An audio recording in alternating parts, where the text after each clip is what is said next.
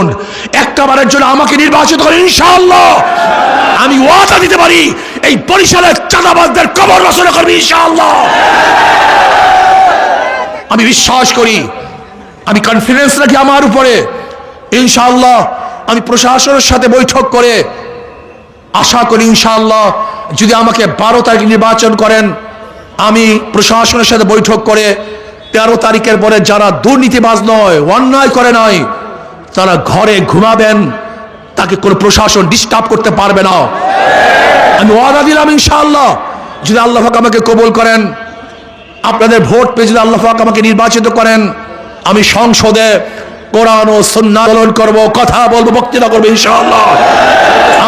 আমি মুসলমান, হিন্দু, বৌদ্ধ, খ্রিস্টানদের পক্ষে কথা বলবো। আল্লাহ আমাকে এবং আমাদের সবাইকে ঐক্যবদ্ধভাবে এই বরিশাল গড়ার তৌফিক দান করেন। আগামী 12 তারিখ যে দল করেন না কেন, শুধু শান্তির জন্য, মুক্তির জন্য হাত পাখা সমর্থনে আয়োজিত আজকে এ বৈঠকে সম্মানিত সভাপতি, শ্রদ্ধাভাজন ওলামায়ে কেরাম, সর্বস্তরের ইসলাম প্রিয় দেশপ্রেমিক ভাইয়েরা আমার, নির্বাচন নতুন নয়, এর আগেও নির্বাচন হয়েছে। নির্বাচন হয়েছিল 70 সনে, নির্বাচন হয়েছিল 73 সনে। 70 নির্বাচনে আওয়ামী লীগ সংখ্যাগরিষ্ঠ অর্জন করলেও পাকিস্তানিরা ভোটের মর্যাদা রক্ষা করতে পারে নাই বিধায়ী এদেশের মানুষের কাছে যা যা ছিল সব নিয়ে ঝাঁপিয়ে পড়েছিল। এদেশ স্বাধীন করেছিলাম।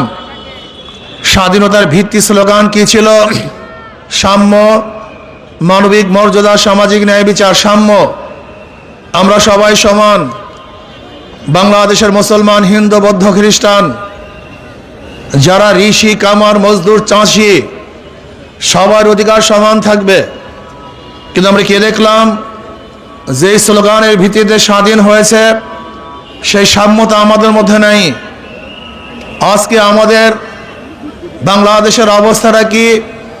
যে ব্যক্তি গরিব, কৃষক, শ্রমিক, কোনো অফিসে ঢুকতে পারে না, অথচ সে বাংলাদেশের নাগরিক, তাকে ঢুকতে দেওয়া হয় না। এই মানবিক মর্যাদা পর্যন্ত তার নাই। সাম্য, মানবিক মর্যাদা, সামাজিক ন্যায় বিচার। আমরা ন্যায় বিচার চাই। যে ব্যক্তি দোষী, সে যত বড়ই হোক না কেন, তাকে বিচারের আওতায় আনতে হবে। আর যে ব্যক্তি দোষী না, সে আমার শত্রু হলে সে বুক টান করে রাস্তায় হাঁটবে। আমরা সামাজিক ন্যায় বিচার চাই। কিন্তু আমরা কি দেখলাম? সাম্য, মানবিক মর্যাদা, সামাজিক ন্যায় বিচার আজকেও বাস্তবায়ন হয় নাই।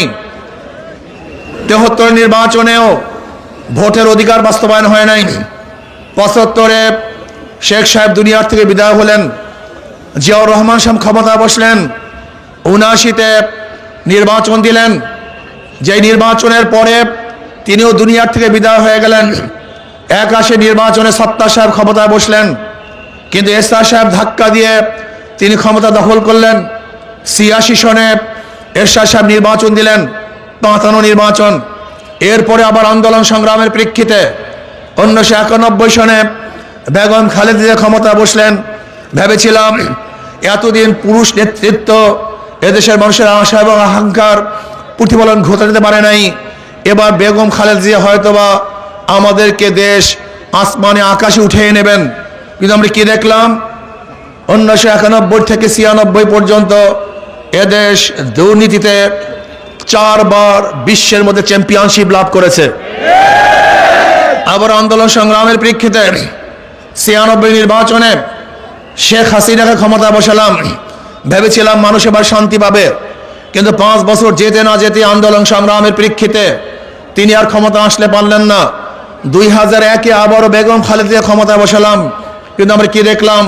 5 বছর যেতে না যেতে আবার আন্দোলন, আবারও সংগ্রাম। মাঝখান থেকে মঈনুদ্দিন ফখরুদ্দিন সাহেব 2.5 বছর ক্ষমতায় ছিলেন। এরপরে 2 থিওরি হলো। 2008-এ 55 নির্বাচন, 2014 নির্বাচন সম্পর্কে সবাই জানেন। নির্বাচন হয়েছে 2018, নির্বাচন হয়েছে 2024। কিন্তু সাম্য মানবিক মর্যাদা আজও বাস্তবায়ন হয় নাই।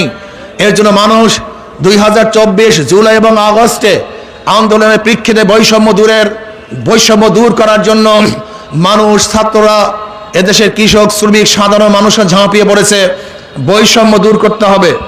সেই বৈষম্য দূর করার আন্দোলনে আমি একজন সামান্য সৈনিক হিসাবে ছিলাম। আমি আমার উপস্থিত জনগণকে বলতে চাই, সেই বৈষম্য বিরোধী আন্দোলনে ফখরুল সাহেব সামনের কাতারে ছিলেন না, সালাউদ্দিন সাহেব সামনের কাতারে ছিলেন না, তারেক সাহেব সামনের কাতারে ছিলেন না, শফিক সাহেব সামনের কাতারে ছিলেন না, কিন্তু আমি বান্দা ফয়জুল করিম ট্যাঙ্কের সামনে ছিলাম, বুলেটের সামনে ছিলাম। কেন? কিসের জন্য? বৈষম্য দূর করতে চাই, চাঁদাবাজি বন্ধ করতে চাই, দুর্নীতি মুক্ত দেশ গড়তে চাই, যেখানে সমস্ত মানুষের অধিকার থাকবে। থাকবে মুসলমানদের অধিকার, থাকবে হিন্দুদের অধিকার, থাকবে খ্রিস্টানদের অধিকার। আমার জেলে তাঁতি, কামার, মজদুর, ঋষি কামাররা বুক ফুলিয়ে হাঁটবে, দুমুঠো খানা খাবে, বস্ত্র পরিধান করবে, বাসস্থান পাবে। বাংলাদেশের গরিব ছাত্রগুলি পড়াশোনা করবে, বৈষম্য থাকবে না, মারামারি থাকবে না, চাঁদাবাজি থাকবে না, গুন্ডামি থাকবে না, মাস্তানি থাকবে না। এই বুক ভরা আশা নিয়ে রাস্তায় ঝাঁপিয়ে পড়েছিলাম। বুলেটের ভয় করি নাই, ট্যাঙ্কের ভয় করি নাই, ভেবেছিলাম মানুষের অধিকার বাস্তবায়ন করব। কিন্তু আমরা কি দেখলাম? 5ই আগস্টের পরে আবারও চাঁদাবাজি, আবারও গুন্ডামি, আবারও মাস্তানি। আমরা কি দেখেছি? ভোলা তজিমুদ্দিনে এক ব্যক্তির কাছে চাঁদা চাওয়া হয়েছে। চাঁদা না দেওয়ার কারণে স্বামীকে বেঁধে রেখে স্বামীর সামনে তার স্ত্রীকে ধর্ষণ করা হয়েছে। আমরা কি দেখেছি? অফিস ভাড়া দেওয়া হয়েছে, মালিক ভাড়া আনার কারণে, ভাড়া চাওয়ার কারণে নির্মমভাবে তাকে হত্যা করা হয়েছে। আমরা কি দেখেছি?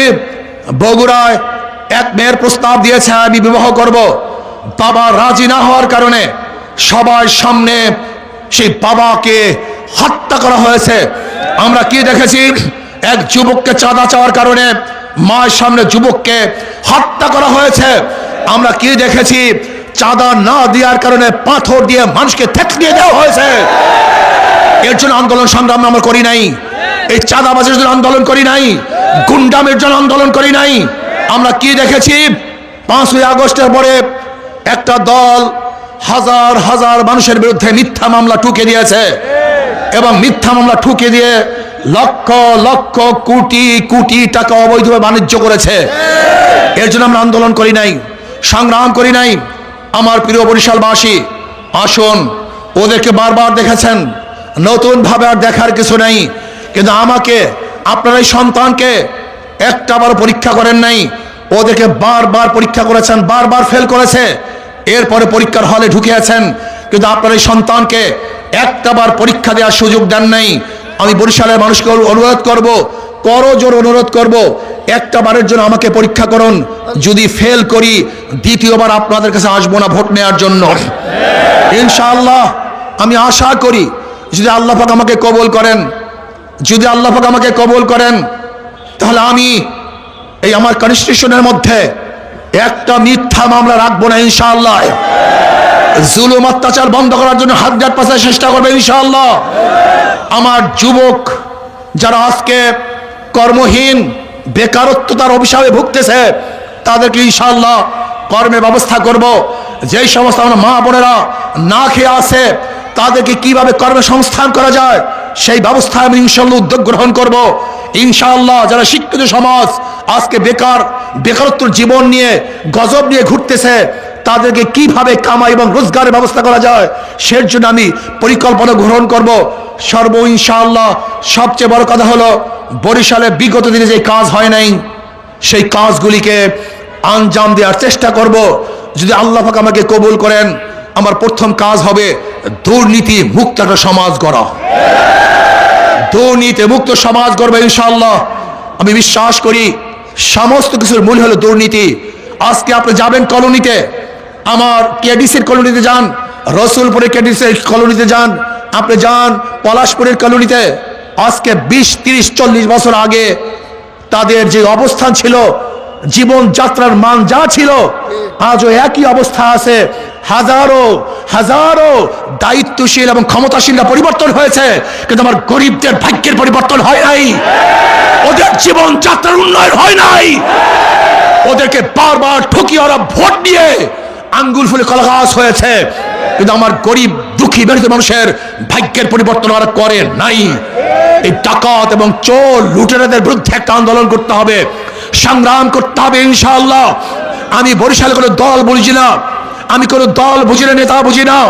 আমি শুধু একটা কথাই বুঝি, আপনি যে দল করেন না কেন, বরিশাল উন্নয়নের জন্য, এই জাতির মুক্তির জন্য, এই গেছে এই কেস মিথ্যা কেসের গজব থেকে মানুষকে বাঁচাবার জন্য, এই চাঁদাবাজির গজব থেকে মানুষকে বাঁচাবার জন্য একটাবারের জন্য হাত পাখাকে নির্বাচিত করুন, একটাবারের জন্য আমাকে নির্বাচিত করুন ইনশাআল্লাহ। আমি ওয়াদা দিতে পারি এই বরিশালের চাঁদাবাজদের কবর রচনা করবে ইনশাআল্লাহ। আমি বিশ্বাস করি, আমি কনফিডেন্স রাখি আমার উপরে ইনশাআল্লাহ। আমি প্রশাসনের সাথে বৈঠক করে আশা করি ইনশাআল্লাহ যদি আমাকে 12 তারিখ নির্বাচন করেন, আমি প্রশাসনের সাথে বৈঠক করে 13 তারিখের পরে যারা দুর্নীতিবাজ নয়, অন্যায় করে নয়, তারা ঘরে ঘুমাবেন, তাকে কোনো প্রশাসন ডিস্টার্ব করতে পারবে না। আমি ওয়াদা দিলাম ইনশাআল্লাহ, যদি আল্লাহ পাক আমাকে কবুল করেন, আপনাদের ভোট পেয়ে যদি আল্লাহ পাক আমাকে নির্বাচিত করেন, আমি সংসদে কোরআন ও সুন্নাহ আন্দোলন করব, কথা বলবো, বক্তৃতা করবো ইনশাআল্লাহ। আমি মুসলমান, হিন্দু, বৌদ্ধ, খ্রিস্টানদের পক্ষে কথা বলবো। আল্লাহ আমাকে এবং আমাদের সবাইকে ঐক্যবদ্ধভাবে এই বরিশাল গড়ার তৌফিক দান করেন। আগামী 12 তারিখ যে দল করেন না কেন, শুধু শান্তির জন্য, মুক্তির জন্য, একটাবারের জন্য হাত পাখাকে বিজয় করবেন, এই অনুরোধ, এই আশা রেখে আজকে মিছিলের পূর্বে বক্তৃতা আমি এখানেই সমাপ্ত